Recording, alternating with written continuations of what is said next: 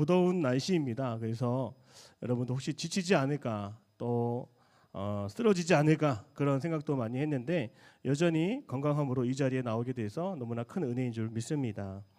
오래전에 아내와 함께 TV에서 유명한 소개된 그런 식당을 간 적이 있습니다. TV에서 나온 것이라 하면 그냥 무조건 맛있을 수 있고 무조건 뭐 따로 말 안 해도 만족을 누릴 수 있는 곳이라고 생각을 합니다. 제가 아내와 함께 쌈밥집을 갔는데요. 쌈밥을 다 먹고 나서 마지막에 이 살아있는 곤충을 보게 된 겁니다. 저는 그걸 봐도 그냥 같이 먹을 수가 있어요. 자연이니까, 쌈밥집이니까 채소와 함께 먹을 수도 있죠. 그러나 저희 아내는 곤충을 싫어하고 벌레를 싫어하기 때문에 다시는 이곳에 가지 않게 되었다는 이야기를 하고 싶습니다. 아무리 홍보를 잘하고 아무리 깨끗하다 할지라도 아무리 줄을 서서 먹는 가게라고 할지라도 우리 눈에 보이지 않는 어떤 한 가지가 흠이 될 수 있다면 다시 그곳을 찾는 것은 쉽지 않은 것입니다. 화려해 보이지만 더 중요한 것은 그 안에 무엇을 담고 있느냐가 더 중요한 거예요. 우리가 신앙생활하면서 한 가지 중요한 것이 있다면 바로 겉으로 보여지는 모양새보다 그 안에 무엇을 담고 있느냐가 참으로 중요합니다. 저도 오늘 앞에서 예배하면서 오늘 여러분들이 혹시 제 모습을 볼 수 있을 수도 있겠지만 여러분이 제 모습을 보고 어떤 제가 과장된 모습이나 표정을 짓지 않았습니다. 혹시나 그것 때문에 예배가 방해가 되진 않을까 생각드는 것이죠. 우리 가운데 겉으로 드러나는 학벌과 학력, 스펙 이런 것은요 감추고 싶어도 드러나게 돼 있는 거예요. 자랑하게 돼 있는 거예요. 어쩌면 우리들의 삶 속에 차곡차곡 채워가는 그런 이력들은 어떻게 보면 거룩한 모습처럼 보이는 것이 아니라 자랑하고 싶고 드러내고 싶어하는 그런 표면적인 것이라고 할 수 있는 거죠. 그러나 그 중요한 것은 끝까지 성도는 그 모든 것에 무엇을 담고 있는지를 끝까지 바라볼 수 있어야 되는 것입니다. 이렇게 훌륭한 예배당이 인천시에 있을까요? 저는 없다고 생각합니다. 청년을 위한 예배당이 이런 공간이 있을까요? 없다고 생각합니다. 그런데 이 카리스홀이라고 하는 은혜의 성전에서 가장 중요한 것은 이 성전 안에 무엇을 담고 있느냐라고 하는 것이죠. 여러분, 내가 하는 말과 내가 하는 생각들은 무엇을 가르치느냐, 내 안에 무엇이 담겨 있는지를 보여주는 거예요. 오늘 이곳에 이 성전 가운데 화려한 것만 중요한 것이 아니라 이 가운데 우리가 담아야 되는 것은 바로 하나님의 임재에 대한 갈망이고 하나님에 대한 사랑이 있음을 우리는 꼭 믿어 의심치 말아야 하는 것입니다. 우리는 흔히 좋은 습관을 가져야 한다고 말해요. 성도들은 성도가 아니라 일반 사람들도 아침에 일찍 일어나는 것을 좋은 습관으로 여기는 사람들이 많습니다. 머리가 맑아지는 새벽 시간, 조용한 시간, 그 시간을 활용해서 모닝 미라클이라고 해서 공부를 하고 묵상을 하고 필사를 하는 그런 사람들이 많아지고 있습니다.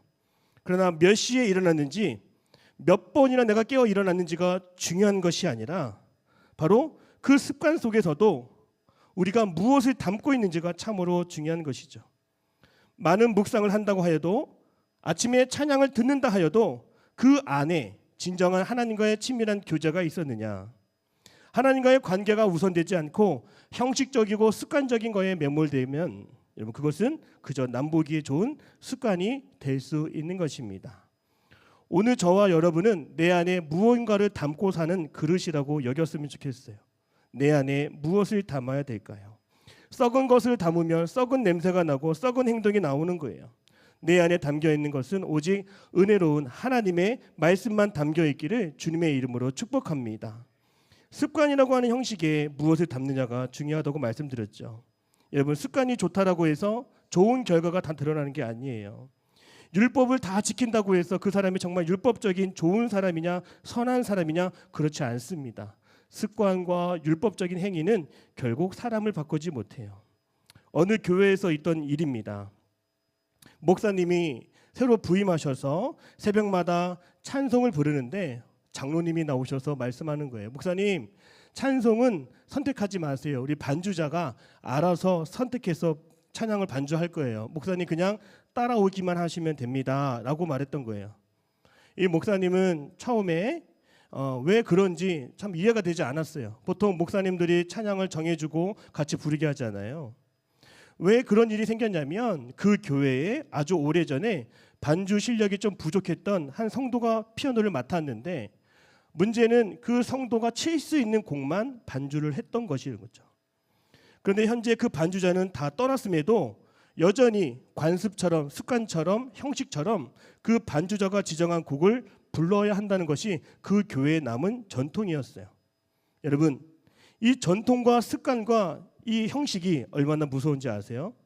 그저 반주자를 배려하기 위해 세워진 그 규칙이 마음을 사라지고 율법으로 껍데기만 남은 것처럼 오늘 우리의 신앙생활에도 하나님을 향하여 이루어진 습관이라 할지라도 혹시 내 안에 껍데기만 남은 건 아니었는지 우리는 다시 한번 돌아봐야 하는 것이죠. 껍데기가 아니라 그 안에 내용물이 중요한 거예요. 오직 하나님을 향한 것인지, 하나님을 바라보며 살아가는 것인지, 하나님을 향한 그 마음의 순수한 동기가 있는지 늘 점검하며 살아가야 한다는 것이죠. 그러면 오늘 우리는 어떻게 보이지 않는 내 내면을 어떻게 채워갈 수 있을까요? 따라합니다. 나는 왜 이것을 하는가? 여러분 스스로가 내 내면의 자신의 동기와 이유를 점검할 수 있어야 한다는 거예요. 화려한 형식과 어떤 보여지는 퍼포먼스가 아니라 진솔한 마음으로 나는 찬양하고 있는가? 음정을 모르고 박자를 몰라도 진심으로 우러나오는 찬양을 하고 있는가? 우리 신앙생활의 본래 목적이 무엇입니까? 그저 하나님 사랑하는 거예요. 그저 이웃을 사랑하는 것입니다. 이게 본질입니다, 여러분. 그것이 우리 마음속에 온전히 담겨 있으면 다른 사람을 판단할 근거가 없다고 하는 것이죠. 오늘 우리나라 가운데, 우리의 삶 가운데 가장 눈에 띄는 단어가 있다면 저는 진정성이라고 하는 단어를 꼽습니다. 여러분, 진정성은 무엇인가요? 남에게 보여주기 위한 것이 아니라 내 내면의 목소리에 더 기울이게 하는 것, 그만한 이유가 있는지를 알게 하는 것, 겉모습이 중요한 것이 아니라 허름하고 낡고 오래되어도 그 안에 카페라고 한다면 어떤 주인이 어떤 마음과 생각과 어떤 자기의 이력으로 음식을 만들고 커피를 내리는지 우리는 거기서 그 가게의 진정성을 맛보게 되는 것이죠. 단순히 겉모습으로만 보여주기 위한 교회가 아니라 이 교회 공간에 들어왔을 때 우리가 정말 주님을 사랑하는 청년들이 모여서 뜨거운 예배를 드릴 수 있는 곳이 오늘 이 자리가 되기를 주님의 이름으로 축복합니다. 오늘 이곳이 너무 새로워졌어요. 너무 좋아졌습니다. 혹시 우리의 진정성이 보이는 것에 묻히지 않고 있는지 우리는 돌아봐야 하는 것이죠. 에밀리 부틀이라고 하는 작가가 쓴 책 제목이 우리는 왜 진정성에 집착하는가라고 하는 책을 보면 진정성은 우리 각자의 내면에 고유하고 진실된 자아가 존재하기 때문이라고 말했어요. 겉으로 아무리 보여주고 싶어도 우리 내면에는 어떤 자아가 있다고요? 진실된 자아, 진실을 말하고 싶어하고 진실된 삶을 살아가고자 하는 그런 욕망이 우리 가운데 있다라고 하는 것이죠. 진짜 나, 진실된 나, 진짜를 원하는 나의 갈망이 우리 안에 담겨 있다고 하는 거예요. 오늘날 급변하는 사회 속에서 사람들은 많은 불안을 느끼고 살아갑니다. 그래서 나답게 살기와 같은 진정성에 대한 열망은 이 혼란과 불안 속에서 내가 누구인가? 어떻게 살아가야 하는가? 우리는 왜 예배를 드리는가? 우리의 예배는 어떤 예배가 되어 가는가를 늘 묻고 질문할 수 있는 시대가 왔다고 하는 것이죠. 사랑하는 여러분, 나의 신앙생활에서 내용은 없이 그저 껍데기만 있는 건 무엇입니까? 혹시 저도 목사라고 하는 그 직함이 어쩌면 껍데기와 같이 남보기에 좋은 허울이 아니었는지 다시 한번 돌아보게 되었습니다. 우리가 체면을 무시하지 못하잖아요. 오늘날 저도 목사님의 아들이라고 하는 체면이 있었습니다. 그래서 교회 학교에서 선생님이 숙제를 내려주는 그런 큐티, 묵상, 그것을 지금은 여러분들이 핸드폰으로 찍어서 이렇게 서로 올려주고 보여주잖아요. 마찬가지로 선생님이 큐티를 해서 확인한다고 매 주일마다 그 책을 가져오게 한 거예요. 그런데 큐티가 매일매일 돼요? 안 돼요? 안 됩니다. 저도 안 돼요. 그래서 읽은 것처럼 밑줄 긋고 그냥 끄적끄적 한 줄, 또 다음 페이지 밑줄 긋고 그저 숙제하는 것처럼 묵상하고 있는 제 모습을 보게 되었어요. 순간 제 모습은 어땠을까요? 지금 돌아보면 아이고 참 애쓴다 이런 생각이 드는 거예요. 하나님의 말씀을 가지고 깊이 교제하기보다는 그저 목사의 아들로서 체면 차리기에 급급한 저의 모습을 저는 볼 수 있었던 것이죠. 지금 생각하면 얼굴이 화끈해질도록 뜨거워질도록 부끄러운지 모르겠습니다. 우리 모두 경건한 모습을 애써 갖지 않기를 바랍니다. 성경책을 들고 다닌다고 해서 경건한 사람, 작은 예수로 보이는 것이 아니에요. 그저 그 마음 깊은 곳에 진정한 갈망, 나는 언제 얼마나 하나님을 사랑하고 말씀을 의지하며 살아가는가를 계속 묻고 질문하는 거, 바로 그것이 더 진정성에 가까워지게 한다는 것이죠. 그래서 저는 여러분들에게 만약에 큐티를 하는 청년들이 있다면 이렇게 목표를 재설정해주고 싶어요. 큐티를 하고 묵상을 하는 건 좋습니다. 그러나 행위가 아니라 만남의 목적을 두시기를 바랍니다. 내가 임무를 완수하기 위해 큐티를 하는 그 행위가 아니라 큐티를 하는 순간만큼은, 큐티를 한다고 해서 그 말씀을 붙잡고 쳐다보고 묵상하고 읽어가는 그 순간만큼은 이 시간만큼은 내가 주님과 연결되는 시간이구나. 그 하나만이라도 우리가 그 진정성을 잃어버리지 않았으면 좋겠어요. 두 번째, 혹시 묵상하고 큐티하는 것이 어려운 친구들이 있습니까? 여러분 왜 그럴까 생각을 해봤어요. 저도 목사가 이제 소명으로 받은 직업이니까 항상 완벽하게 해석해야 되고 항상 완벽하게 그 글 뒤에 넘어 있는 배경들을 살펴보려고 하는 완벽주의가 제 안에 있었던 거예요. 여러분 정해진 만큼 하려고 하는 것도 완벽주의예요. 이 본문이 의미하는 것들을 완전히 캐치해야 되는 것도 완벽주의입니다. 그러나 하나님이 원하시는 것은 우리가 말씀 앞에서 강박관념처럼 우리가 그 말씀에 완벽한 사람이 되는 것이 아니라 분량을 줄이더라도 오늘 우리가 어떻게 해야 되는 거예요? 솔직함으로 나아가는 자세가 더 중요하다고 하는 것이죠. 하나님 오늘 말씀은 무슨 말인지 모르겠어요. 하나님 오늘 이 말씀이 저에게 어떤 의미인지 잘 모르겠어요. 여러분 솔직함이 더 낫다고 하는 것을 말씀을 드립니다. 그리고 여러분 더 솔직해지세요. 하나님 오늘 저 피곤해요. 하나님 저 오늘 짜증이 많았어요. 오늘 여기서 그만할게요. 저 잘게요 하나님. 여러분 솔직해지시기를 바랍니다. 그런 고백으로 나아가면 뭐가 일어나요? 따라합니다. 더 깊은 교제. 여러분 의무보다 더 중요한 것이 바로 관계라고 하는 사실을 아시죠? 의무적으로 하는 것을 하나님 기뻐하실까요? 우리가 로봇처럼 하는 것을 기뻐하실까요? 진정성 있게 정말로 주님을 사랑하는 마음으로 나아간다면 하나님은 어떠한 것도 기쁨으로 받으시고 인정해 주신다는 것을 꼭 믿으시기를 바랍니다. 오늘 두아디라에 보내는 주님의 편지를 보십시오. 주님은 이렇게 스스로를 소개합니다. 우리 18절과 19절 우리 같이 한번 읽어볼까요? 시작. 사자에게 편지하라.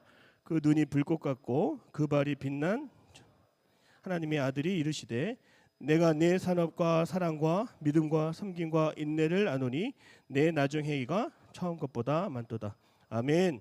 주님은 우리의 겉모습을 중요한 분이 아니라 겉모습을 중요하게 보는 분이 아니라 속을 들여다보시는 분이세요.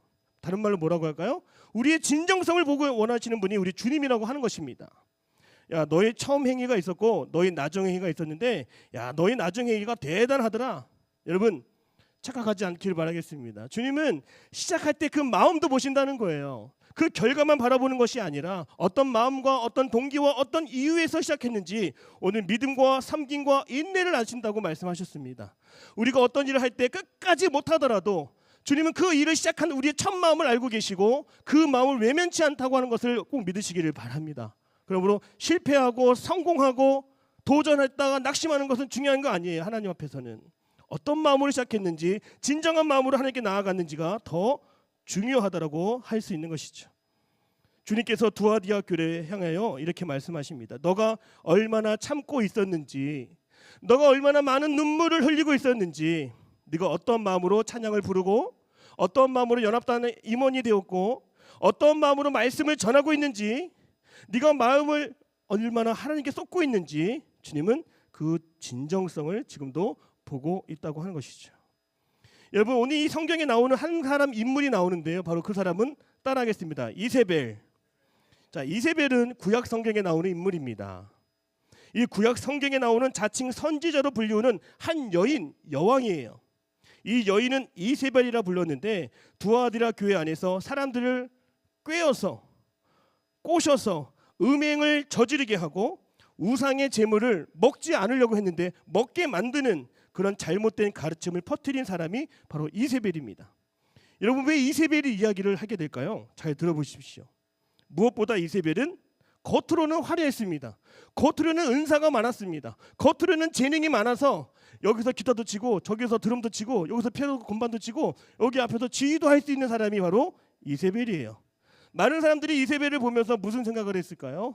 나도 저 사람처럼 열심을 다하고 열정을 다해서 하나님께 쓰임 받았으면 좋겠다, 이렇게 생각을 한 겁니다. 그런데 우리 주님은 뭘 보신다고요? 진정성.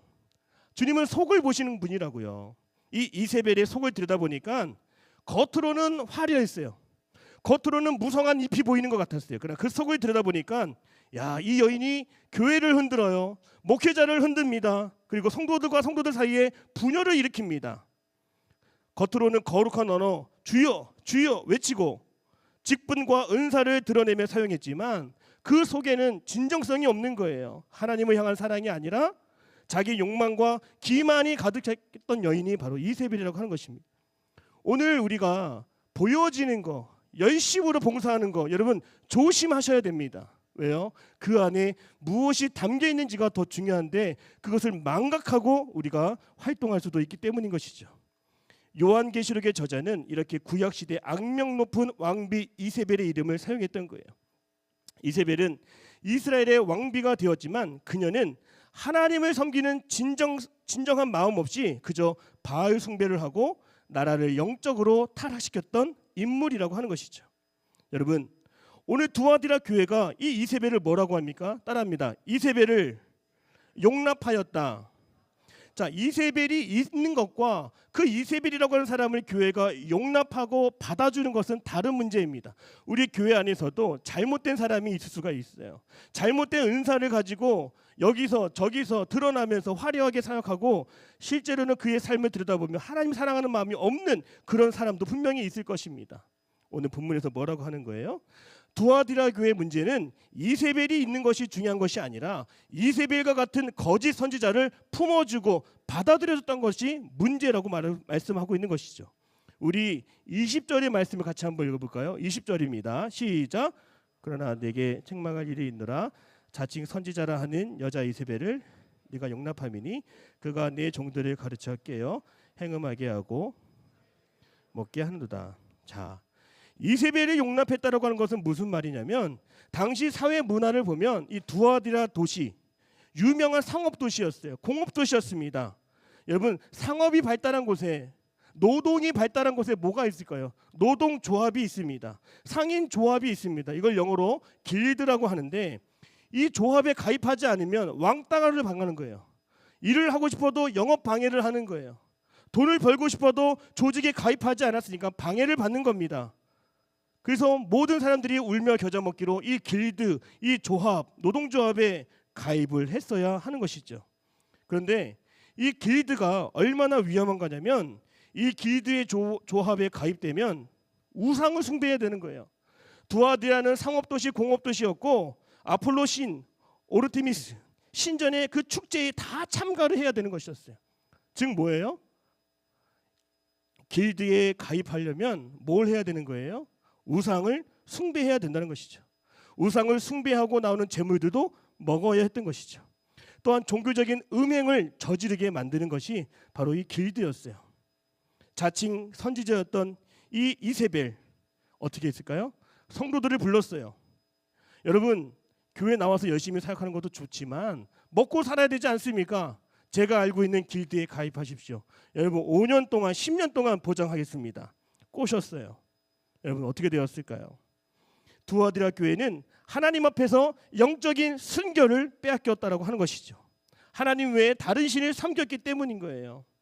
그들이 생각하는 진정성을 고수하기보다 세상 속에서 편리함과 유익함과 만족과 이윤을 추구함으로써 신앙의 진정성을 송두리째로 빼앗긴 교회가 바로 두아디라 교회라고 하는 것이죠.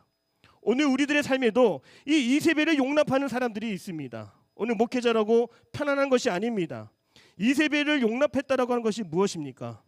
매 순간 익숙하고 자극적이고 안락해 보이고 편안해 보이는 것을 선택하는 사람들, 하나님을 끝까지 믿지 아니하고 하나님만 섬기지 아니하고 하나님도 섬기고 세상도 섬기는 그런 사람들, 바로 이세벨을 용납한 사람들이라고 할 수 있는 것이죠.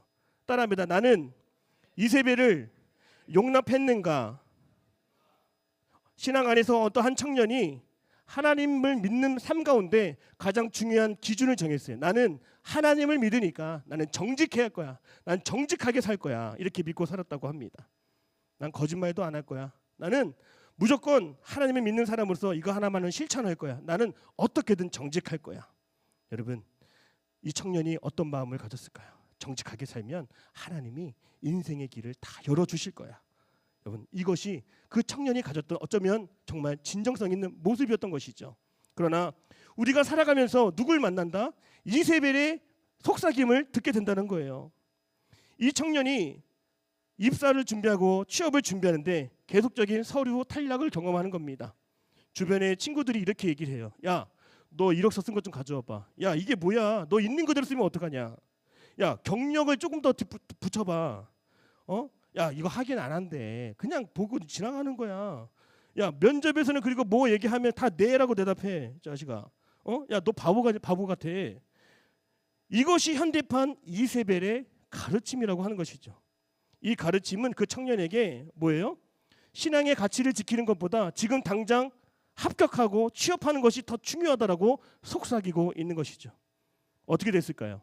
이 이세벨을 용납하는 순간 솔직히 마음속으로는 내가 정직하지 못하다는 것을 알고 있었어요.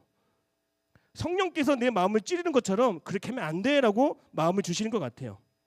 근데 어떤 마음? 이세벨을 용납하는 마음이 들어오는 거예요. 이번 한 번만. 지금 한번 눈 감아주지 않을까? 괜찮지 않을까? 내 사정을 하나님 알지 않을까? 이런 마음이 바로 이세벨의 속삭임이라고 할 수 있는 것이죠. 그렇게 과장된 경력을 쓰고 여러분 회사에 들어가게 됐다라고 하는 것이에요. 여러분, 이것이 왜 이세벨을 용납하는 행동일까요? 이 청년의 마음속에서 일어난 일이 바로 두아디라 교회의 축소판입니다. 정직이라고 하는 진리. 또 여러분의 마음속에 어떤 진리가 있습니까? 자비, 인내, 겸손. 우리는 하나님이 주신 그 마음들을 품고 살아가기를 원하지만 당장 취업이라고 하는 것에, 당장 결혼이라고 하는 것에 내 신앙의 본질적인 가치를 다 포기하고 타협해 버리는 것이죠. 하나님도 아실 거야. 결과적으로 그 청년은 취업에 성공하였습니다. 그러나 성공한 것처럼 보이지만 내면에 뭐가 무너졌어요? 끝까지 하나님을 섬기고자 하는 그 정신적인 가치, 영적인 정직이라고 하는 그 가치를 잃어버리고 무너진 신앙생활을 하게 되었다고 하는 것이죠. 그 청년은 뻔합니다. 그 한 번만 무너졌을까요? 매 순간 저는 무너졌을 거라고 저는 생각을 합니다. 여러분, 세상의 방식도 괜찮아. 세상의 사람들이 얘기하는 것도 괜찮아. 이렇게 속삭이는 문화들이 바로 이세벨의 목소리라고 할 수 있는 것이죠. 근데 오늘 성경에 보면 이 이세벨의 가르침에 미혹되지 않은 남은 자가 있었다라고 말하고 있습니다. 따라합니다. 남은 자. 여러분, 누굴까요? 우리 24절의 말씀 같이 한번 읽어볼까요? 24절입니다. 시작. 두아디라에 남아 있어 이 교훈을 받지 아니하고 기쁜 것을 알지 못하는 너희에게 말하노니 너에게 지울 것은 없노라. 아멘. 혹시 술을 마셔가면서 나는 술 조절할 수 있어, 나는 술 한 잔만 마실 수 있어, 이렇게 하면서 술 마시는 사람이 있으면 그거 못 지킵니다. 오늘 말한 것처럼 사탄의 깊은 것을 알지 못하는 너희에게 말하노니, 여러분, 어떤 악은요 좋아 보이는 것이라도 다 우리가 물리쳐야 되는 것이에요. 끝까지 신앙을 고수하고 진정성 있는 마음으로 하나님 앞에 나아갔던 남은 자들이 있었다라고 하는 것이죠. 오늘 저는 이 자리에 앉아있는 여러분들이 여러분의 삶의 일터에 남은 자임을 저는 믿습니다. 오늘 이 남은 자들이 뭐 하는 거예요? 세상의 가치관이 거세고 세상의 속삭임이 얼마나 달콤해도 흔들리지 않고 주님을 섬기겠다고 다짐하는 고백하는 사람들이 바로 남은 자였던 것이에요. 오늘 혹시 여러분이 가정 속에서 나만 예수님 믿는 사람 혹시 있나요? 그 사람이 남은 자입니다. 오늘 직장 문화 속에서 나만 예수님을 믿는다, 그런 사람이 있다라면 바로 그 사람이 남은 자입니다. 바로 하나님 나라에 남겨진 그루터기라고 말할 수가 있는 거예요. 이 남은 자들을 통해서 하나님은 축복의 통로를 이어가시고 거룩한 계보를 이어가시는 유일한 통로로 사용하여 주신다는 것입니다. 그 남은 자들에게 주님 뭐라고 말씀하실까요? 우리 25절 말씀인데요. 25절 같이 한번 읽어보겠습니다. 시작. 다만 너에게 있는 것을 끝까지 굳게 잡으라. 아멘. 다만 너에게 있는 것을 내가 올 때까지 굳게 잡으라, 이렇게 말씀하고 있는 거예요. 여러분, 지금 여러분의 인생 가운데 지금 당장 잡아야 하는 것은 무엇입니까? 당장 잡을 만한 것은 있습니까? 당장 잡아도 놓치지 않을 만큼 확실한 것이 있습니까? 여러분, 우리 무엇을 잡아야 하는지 제가 알려드리겠어요. 성도는 눈에 보이는 업적, 성과, 결과를 잡으려고 하면 안 되는 거예요. 성도는 먼저 성과주의가 아니라 오직 그리스도를 붙잡으려고 애를 쓰며 살아가는 것이 성도라고 하는 것을 믿음으로 고백할 수 있기를 바랍니다. 이 진정성이 없는 성도는 어떤 사람입니까? 그저 성과로, 결과로 나를 증명하려고 하는 거예요. 그러다 보니까 말이 바뀌어요. 그러다 보니까 행동이 바뀝니다. 성도에게 있어 신앙도 하나의 이력을 쌓는 것처럼 다가오게 되는 거예요. 새벽 예배 나간다고 자랑하고 싶고, 헌금의 액수를 보면서 흐뭇해하고, 봉사한다고 내가 더 우쭐 내는 그런 마음들 여러분 왜 생기지 않겠습니까? 그러나 진정성 있는 성도는 자신이 어떤 성과를 붙잡으려고 하지 않습니다. 뭘 잡아요? 따라합니다. 그리스도의 업적. 주님이 나를 어떻게 사랑하셨는지를 끝까지 붙잡는 거예요. 주님이 나를 위해서 어떤 희생과 헌신을 하셨는지를 끝까지 붙잡는 것입니다. 주님이 나를 사랑하신다는 사실을 붙잡으려고 애쓰며 살아가는 것이 진정 변하지 않는 진정성 있는 성도의 삶이라고 하는 것을 꼭 믿으시기를 바랍니다. 그래서 진정한 성도는 은혜에 대한 감사의 반응을 신앙의 생활이라고 여기는 사람들이에요. 신앙생활 누가 잘할까요? 따라합니다. 반응을 잘하는 사람. 따라합니다. 와! 여러분, 감탄하며 즐거워하고 기뻐할 수 있는 반응하는 신앙인이 될 수 있기를 주님의 이름으로 축복합니다. 여러분 안에 좋은 일들이, 기쁜 일들이, 회복될 일들이 넘치게 될 줄로 믿습니다. 그 모든 것이 나의 노력이 아니라, 나의 애씀이 아니라 하나님의 은혜였어. 이렇게 고백할 수 있는 진정성 있는 신앙인을 하나님은 원하신다는 것이죠. 이렇게 남은 자에게 주시는 상급이 있대요. 여러분, 무엇일까요? 만국을 다스리는 권세를 주시고 새벽별을 주신다고 말씀하셨어요. 그 새벽별은 무엇입니까? 다름 아닌 예수 그리스도 그 자신을 주신다는 거예요. 제가 이제 군대에 있어 보니까 어깨 피고 다니는 사람이 따로 있었어요. 어떤 사람이냐면 훈장을 받은 사람들이에요. 계급장을 다는 사람들은 그냥 고개 숙이게 되는데 훈장을 받으면 빛이 나고 광채가 나는 거예요. 끝까지 믿음을 지키고 남아 있어서 신앙의 진정성을 보여주는 하나님의 사람들은 반드시 최고급의 상급으로 예수 그리스도의 이름으로 사랑해 주시고 보증해 주심을 믿으시기를 바랍니다. 성도가 진정성을 잃어버린 이유 뭐예요? 여러분, 오늘 마지막 이것만 전하겠습니다. 우리가 성도로서, 청년으로서 그래도 주님을 알고 사랑한다라고 말할 수 있는 우리로서 이 진정성을 잃어버리지 않게 하기 위해서는 나의 검증자를 꼭 주님으로 두고 살아가야 되는 거예요. 어떤 청년은 제가 칭찬하고 인정하는 것 때문에 그 하루가 좋대요. 그런 청년이 있어요. 그런데 그날은 또 다음 주는 제가 칭찬하지 않으면 어떻게 될까요? 그 신앙의 척도를 저에게 두는 사람은요, 금방 침울해져요. 금방 우울해져요. 저는 여러분의 검증자가 아닙니다. 여러분의 결정적인 검증자가 저는 되지 못합니다. 여러분이 실패하여도, 어려움을 겪어도, 실수하여도 진정한 결정적 검증자가 되어주시는 하나님만이 변하지 않는 여러분의 편이 되어주시고 여러분을 사랑하시는 유일한 한 분이 되어주심을 믿을 때 여러분의 마음은 변치 않고 온전히 주님을 붙잡고 살아갈 수 있게 된다고 하는 것이죠. 저는 여러분들이 이렇게 한번 실천해 봤으면 좋겠어요. 지금 당장이라도 노트를 사서 반을 접어서 두 가지를 썼으면 좋겠어요. 뭐냐면 왼쪽에는 세상의 평가를 적는 겁니다. 하루 동안 내 감정이 언제 크게 요동쳤는지를 쓰는 거예요. 칭찬을 들었을 때가 언제인지 쓰는 겁니다. 어떤 성과를 겪었을 때를 쓰는 겁니다. 또 어떤 비난에 내가 위축되었을 때도 쓰는 거예요. 그리고 따라합니다. 오른쪽에는 뭘 쓰냐면 세상의 평가가 있을 거 아니에요. 그 안에 저도 포함되겠죠. 내 자신도. 그러나 오른쪽에는 진정한 나를 아시고 나를 사랑하시고 나의 모든 것을 용서해 주시고 용납해 주시는 하나님의 진리의 말씀을 그 오른쪽에 적는 것입니다. 어떻게 적을까요? 나는 칭찬과 상관없이 이미 그리스도 안에서 온전히 받아들여진 하나님의 자녀다. 이렇게 쓰는 것입니다. 나는 인정을 얻기 위해 살아가는 것이 아니라 받은 은혜에 대해 감사함으로 살아가는 하나님의 사람이다. 이렇게 쓰는 거예요.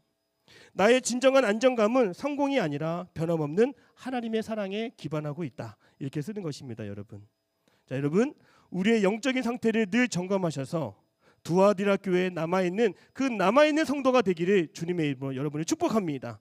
우리 승희교회가 앞으로 20년, 30년 이 역사를 계속해 나갈 때 오늘 이 자리에 앉아 계신 여러분들이 앞으로 교회의 장로가 되고 남은 자가 되어서 집사가 되고 권사가 되어서 우리 승희교회를 아름답게 세워갈 수 있는 교회의 기둥들이 다 될 수 있기를 주님의 이름으로 축복합니다.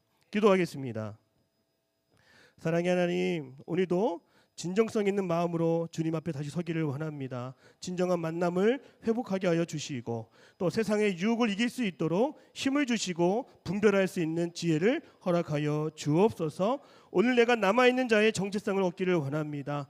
내 성과가 아니라 그리스도의 업적을 붙잡는 남은 자로 서게 하여 주옵소서. 끝까지 승리하여 새벽별 되시는 예수 그리스도를 붙잡는 믿음의 삶으로 승리할 줄 믿으며 살아계신 예수님의 이름으로 기도드립니다. 아멘.